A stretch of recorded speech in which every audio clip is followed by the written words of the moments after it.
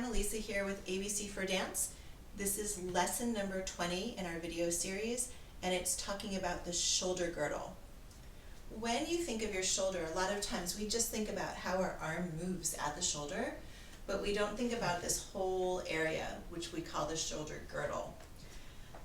Your ribs are kind of your anchor point, but your scapula or your shoulder blades are not actually connected to your ribs. So the parts of our shoulder girdle that we need to think about are our scapula, which is actually going to be gliding on a bed of muscles that are in between the ribs and the scapula, the back of the scapula. And then we have our humerus, which is our upper arm. It's easy to remember that this is called a humerus because when you bang your elbow and you hit your funny bone, it's humerus. So this is your humerus.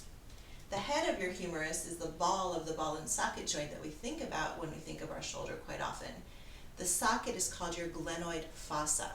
So your glenoid fossa is this kind of depression that the ball of the humerus is going to roll around in. When we get to the front, we have our collarbone or our clavicle. And this is an important thing to remember. A lot of times when we're little, people fall and we displace or we dislocate our clavicle. If that happens, it affects your entire shoulder joint. So if you ever have someone say, oh, you just dislocated your clavicle, it's a bigger deal than you want to think for dancers because it may affect our arm movement going forward.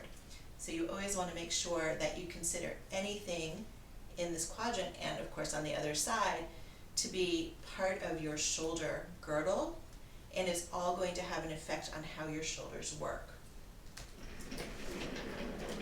When we're looking at shoulder placement, we have a couple of alignments. You may have heard teachers say, you need to pull your shoulders back. Your shoulders are rounded forward. So I'm going to put my hair up real quick so that you can have a better view of my shoulders and my neck. Handy messy bun time. When we're standing sideways, and a good way for you to check this is to have someone either video you or if you can look in a mirror without changing your head too much. If our shoulders are rounded forward, it means that they're kind of caving in and forward. A lot of times it has to do with shortness in the front or lengthened muscles in the back. It doesn't really matter what the issue is. What you know is you want to try to open it up a little bit. Sometimes in dance we go too far and we wind up retracting our shoulders or pulling them back, which pushes our chest forward. So we want to find a nice neutral alignment. And the way to do this, I'm going to do it in two pieces so you can feel the difference. You're going to take one hand, put it on top of your head. It's going to squish your hair, so be it. Lift your shoulder all the way up towards your ear. Open your elbow back. Bend your elbow into your side, and then let your arm relax. And see, does your shoulder feel any different? Does it feel more open? Does it feel lower? Does it feel more relaxed? Basically what you just did was reset the head of the humerus in your shoulder socket, which allows the arm to hang at a slightly different angle and give you a different shoulder line. Now do the same thing with the other side. Lifting it up, opening your elbow back, bending your elbow in towards the side, and then bringing it down. Again, how do you feel? Does it feel even? Does it change what you see when you look at yourself from the side?